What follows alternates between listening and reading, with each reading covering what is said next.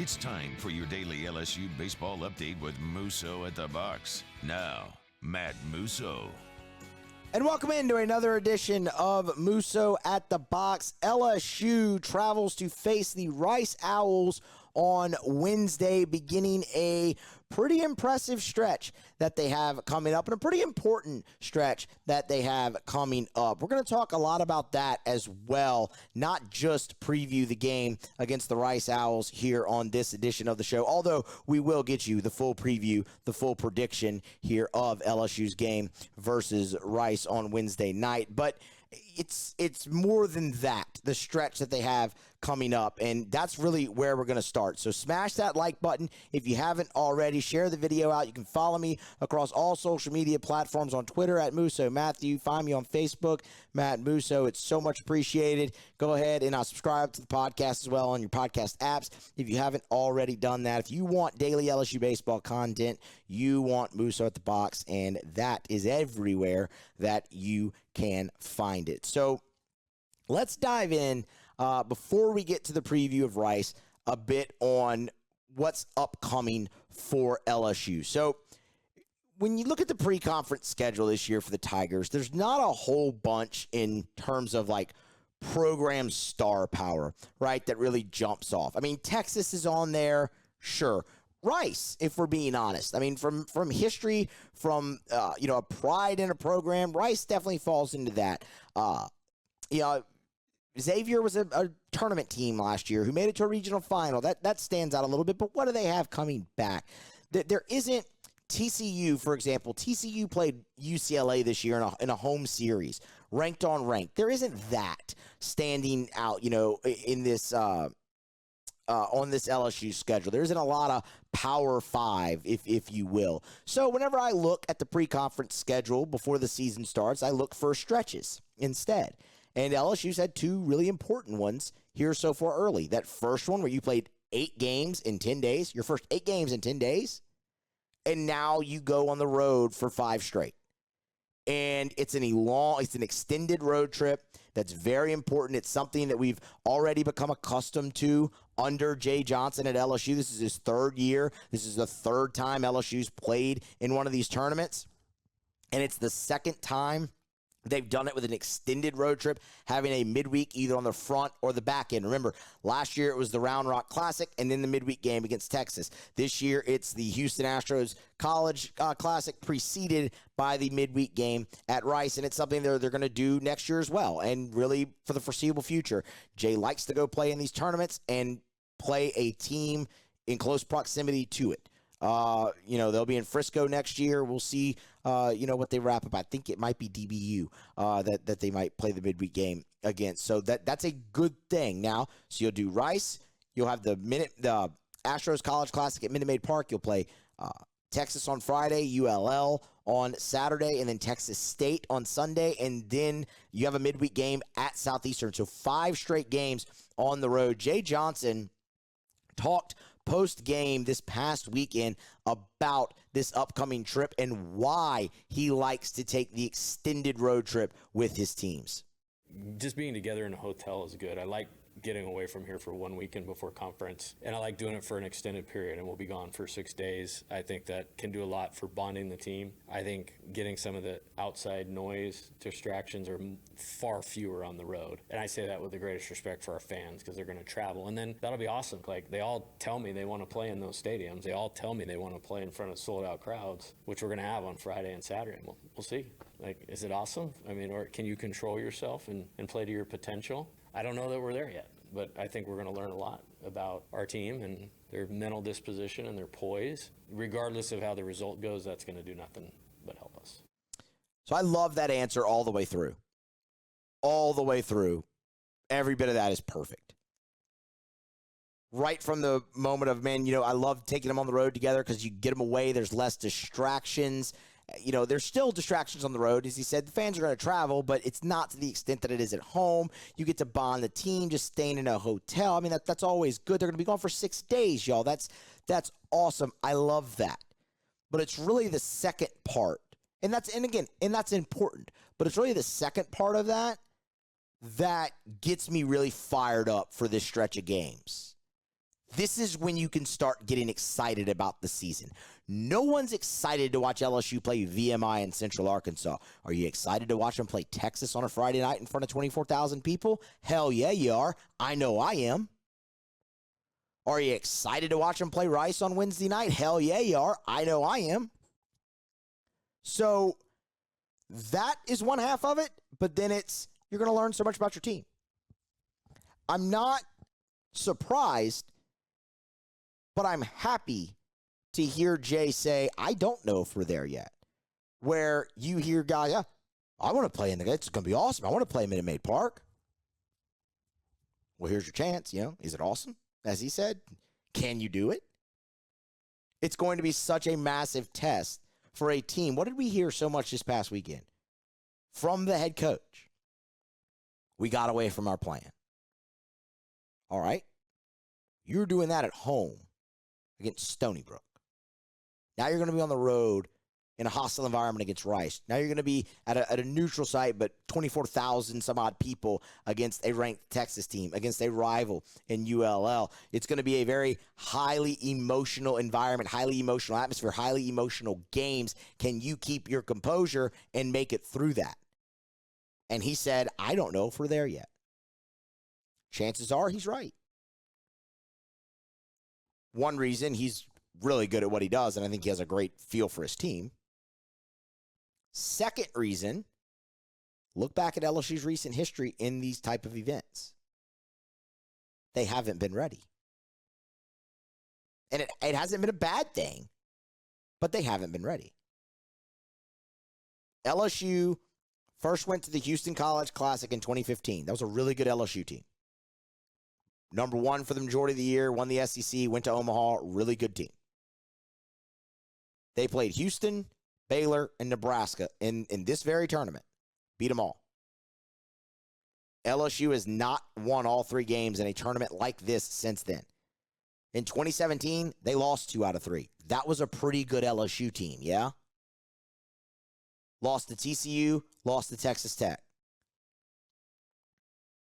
In 2019, they go on the road to Texas to play a 3-game series, get swept. 2020, beat Texas, lose your next 2 in this very tournament. 2022, Jay Johnson's first year, you lost to Texas, then you lost to Baylor. Dropped 2 out of 3 again. Last year, a pretty good LSU team last year, yeah? You ran into a buzzsaw in Brody Brecht from Iowa and whoever that left-hander that they brought out of the bullpen. And until you went on the road and lost that series at Auburn, that was the worst game they played all year. But they learned about themselves in each of those aspects. The losses didn't matter.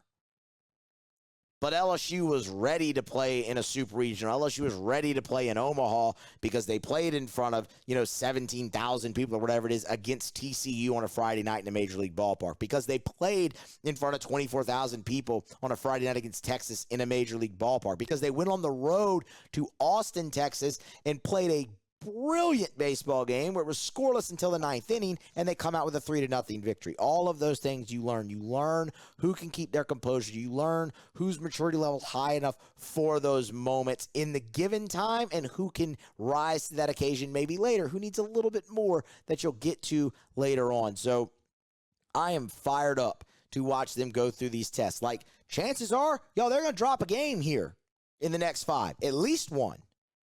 History shows you that, and you're playing some really good teams along the way. So sit back, enjoy this stretch. Don't be beholden to the result. Be beholden to what you see on the field and what could potentially who raises their level of play and how LSU can get better, how they're tested and what we learn in that test and how they can get better going forward. All right. Excuse me.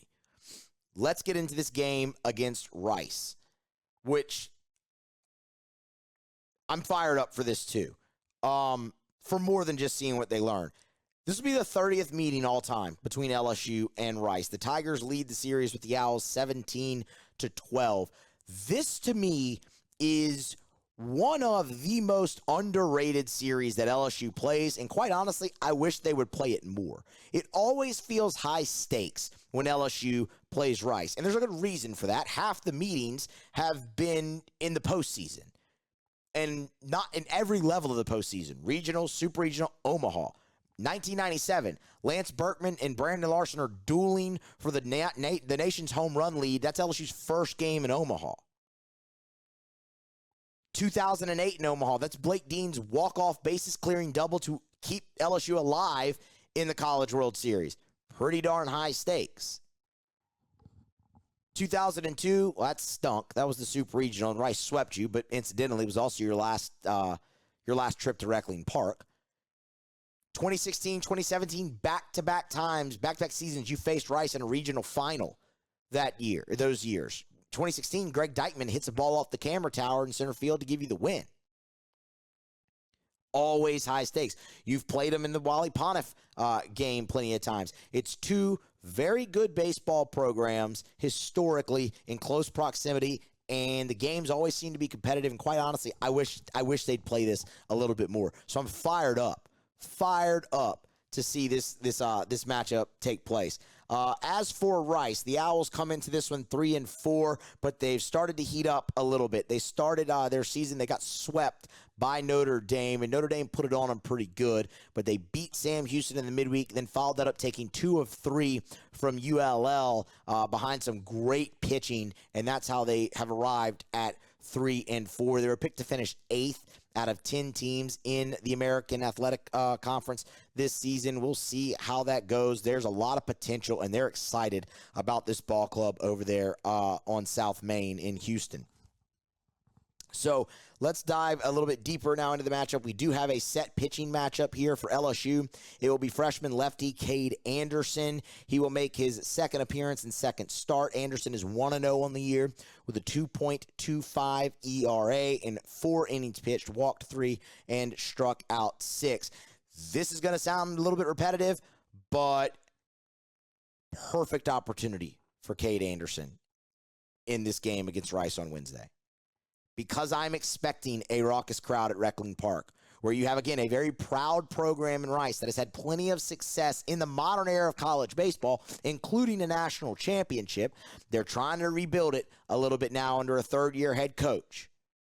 But it's a proud program that's welcoming the defending national champions and a top 3 team. They're putting out calls on social media to pack the park, and, buddy, I very much believe that they're going to do it. It's a late start at 7 p.m. You got no excuse not to show up, right, if you're a Rice fan there. So this is going to be the perfect test for Cade Anderson for a couple of different reasons. Number one, Cade Anderson, like if there's one thing I look at from his first start that I'd like to see him improve a little bit here in his second is the walk number. Bring it down a little bit. He was fired up. He was amped, ready to go for his first start. But as I've talked about Cade Anderson here, the thing I've said consistently over and over again is he's a strike thrower. Saw Cade Anderson start 3 separate scrimmages. He walked 3 combined in those scrimmages. He walked 3 in his first start. He was a little amped up, but he's going to be amped up again this time in that environment that we just talked about. Can he keep himself in check a little bit better, and really pound the zone? That's something I cannot wait to see. And the other thing is just to get his feet wet this early in the season in that type of hostile environment, because this is going to be a kid, whether it's in a starting role or not, that LSU is going to need big innings from, whether it's in the SEC tournament, the NCAA tournament, and hopefully the College World Series. He can be prepared to pitch on those stages by having pitched in this type of atmosphere that LSU is going to see on Wednesday night. So fired up to see Cade Anderson. I would love to see him be able to extend a little bit more as well, man. Can you even get him through 5 innings? I think that'd be awesome. But that walk number, keep his emotions in check as well, because he's plenty talented enough. And this is the first of many big spots that LSU hopes to be able to put Cade Anderson in this season and have him execute. for Rice, they will send junior righty Robert Fernandez to the mound. Fernandez is making his second appearance of the season, first start. He has no decisions, an ERA of 0. He's pitched 2 innings, walked nobody, and struck out 2. Fernandez is a junior college transfer from Miami-Dade, spent 2 years at Miami-Dade, had a really nice freshman season there, and is off to a nice start against Rice. 3-pitch mix from the righty. The fastball will be about 88 to 92, maybe bump a 93, and he'll back it up with a curveball and a changeup from the right side. So don't know if you're going to really see him go too deep into the ball game, but Rice is a pretty deep pitching staff from what I've garnered. So don't know if you're able to see him too deep. He only threw 23 pitches in those 2 innings that he threw against Sam Houston, but he's well rested. That's his only appearance, and it's a week old. So he's well rested. If they want to extend him, maybe they can. As a whole, the pitching staff for Rice, we told you they bounced back with the series win against ULL with some great pitching, and it's been a really good start. The staff, 3.48 team ERA so far right now. They're right at about a strikeout per inning as well, and the opponent is not squaring them up. Just a 224 opponent's batting average against for Rice as a staff. Couple guys to highlight in the bullpen. We'll start with Jack Ben-Shoshan.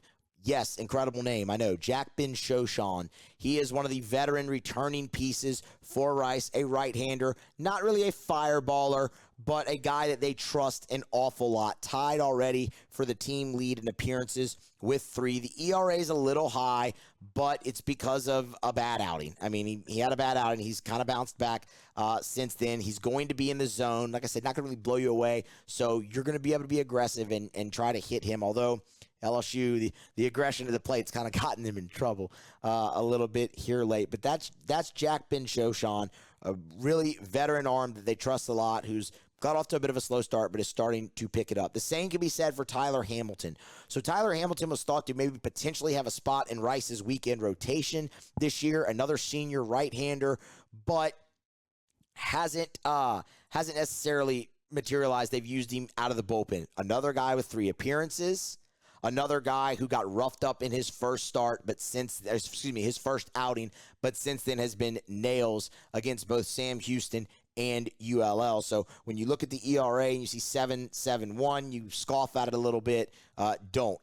3 of his 4 runs he gave up all came in his first appearance. He's been very good since then, and it's a guy they count on an awful lot. Same type of guy, 3-pitch mix. Fastball going to get maybe into the low 90s, high 80s, low 90s from Tyler Hamilton.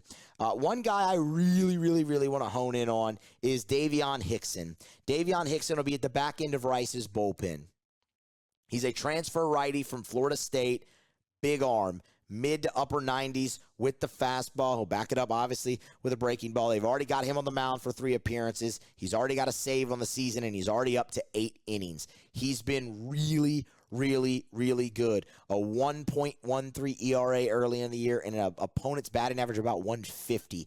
That's a real arm. And I'll be honest with you right now, I'll get into this a little bit more when we go deeper into the what to watch, but I'm expecting a very close game between LSU and Rice. So seeing a guy like Davion Hickson, seeing a guy like Ben-Shoshan or Tyler Hamilton, any of the guys we've gone through so far, is a real possibility. And quite honestly, I hope LSU does see them because I want to see the batting lineup. I want to see them get a look at these type of arms in an emotional environment because they did get away from their plan so much at points this past weekend, and the offense did struggle. I want to see them go up against a deep, talented staff that has power stuff, and that's what Rice can present. So I'm hoping LSU sees those type of guys. There's a few other ones. I mean, Garrett Stratton's got an ERA of 0. He's been out there twice already. Tom Vincent is a lefty. He's got an ERA of 0. He's been out there twice already. So, I mean, you look at it, there's 4 guys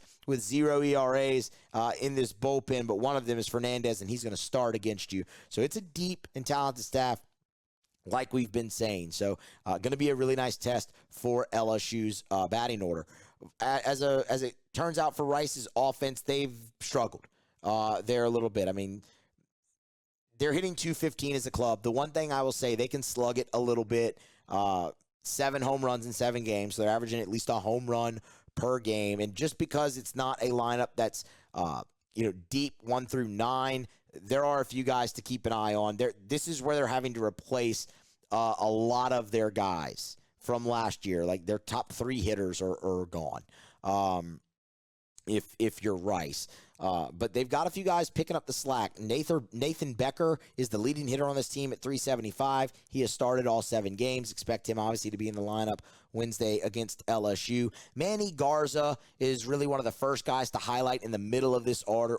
Senior catcher, veteran leader, team captain type of guy, hitting 320. He's already got a home run on the year, and he's second on the team in RBI. So that's a big bat in the middle of the lineup. That's their senior catcher, Manny Garza. First baseman Jack Rydell is another one that we got to highlight. The average isn't going to blow you away, but he's the team leader in home runs and the team leader in RBI. So he's really driving what offense they've had so far there from the middle, as is Kite McDonald. He's a transfer from Wichita State. Again, 7 games, 7 starts, like Rydell, like Becker. He'll be in there. Expect that. Another kind of power bat, second on the team in home runs so far in the middle of that lineup.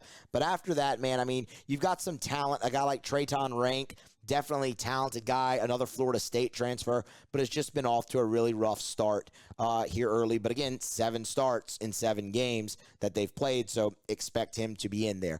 There will be breaks in this Rice lineup, or at least there should be breaks in this Rice lineup. You got a good middle of the order that we just went through there with Garza, Rydell, and McDonald, but there will be breaks. So this is a spot where I think LSU can flex its muscle a little bit on the mound. I went through kind of what I want to see from Cade Anderson. Something else to watch as we enter that portion of the preview is I'm ready to see Justin Lure get back out there again, and I fully expect him to pitch Wednesday night. We talked about Lure on a previous episode where he's off to a little bit slower start than I think many of us had expected him to be off to. But look, that's okay. The stuff has shown to be plenty good enough. He just needs to work ahead in the count earlier a little bit more, because when he's done that is when he's been at his best. There's a clear demarcation. We went through so many of the scenarios on a previous episode as to just like him falling behind early in the count, not even getting ahead and then losing, falling behind early, just starting behind, kind of staying behind type of stuff for him has really been an issue so far. And it hasn't been in a walk capacity. It's been in him getting hit when he falls behind in the count. So that's what has to improve. Fastball command is something I'm really looking for out of Justin Lure, because then that really allows him to use that wipeout slider that he's got. So excited to see him get back on the mound, and I fully expect him to pitch Wednesday night against Rice. And again, for him, seeing him in that environment is going to be huge. I want to see Christian Little and Micah Bucknam get back out there. I don't know if they choose to do that against Rice or if they choose to do that this weekend at the Astros College Classic. So, that could serve as a double what to watch. You might hear me say that again as we go forward. And then offensively, stay in your plan. Get pitch counts up. Work the pitch count, because you're going to need to with going up against a deep staff like Rice. And see if you can take advantage. You got to take advantage of your scoring position, your runners in scoring position as well. LSU's done pretty well at that for the most part this year. There's been a few that I say they've done well at it for the most part, because normally when LSU's struggled offensively, it's been because the conditions have stunk, and they really haven't had that many opportunities with runners in scoring position anyway. So that's actually an area I feel like they've done pretty well. So continue that, run the pitch counts up, and really make a deep and talented staff work. Stay within yourself at the plate in a highly emotional game. I'm very curious to see who Jay gives the starts to. We've seen them run a lot of lineups out there, obviously, early in the season. He says, they're starting to get to a few guys, so it's like, okay, you're going to be in there every day. Obviously, Tommy White is, but Mac Bingham is somebody he's mentioned as working his way into that class. I think Paxton Kling is working his way into that class, but What do you do with Jake Brown? Stephen Milam certainly seems like somebody who has to be in there. You're going to want to get a good look at all these guys in this type of environment. So who's going to get first crack at it is also something I'm very interested to see. I will say this. I like LSU on the mound against this Rice lineup. I think it's a very close ball game because I like Rice's pitching staff a lot too. But I think LSU's got a little bit more in the lineup, even though they've kind of got it off to an inconsistent, I don't want to say slow, an inconsistent start. Rice has gotten off to a slow start. So I like LSU's depth on the mound better against the weaker lineup, and I think they pull out a close one.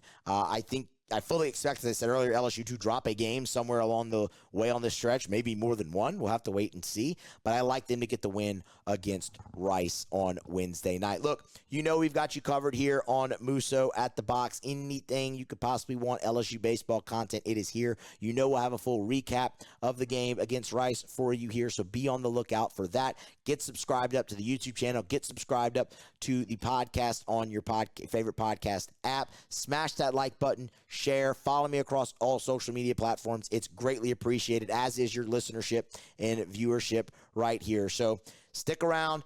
Be back with us next time on Musso at the Box.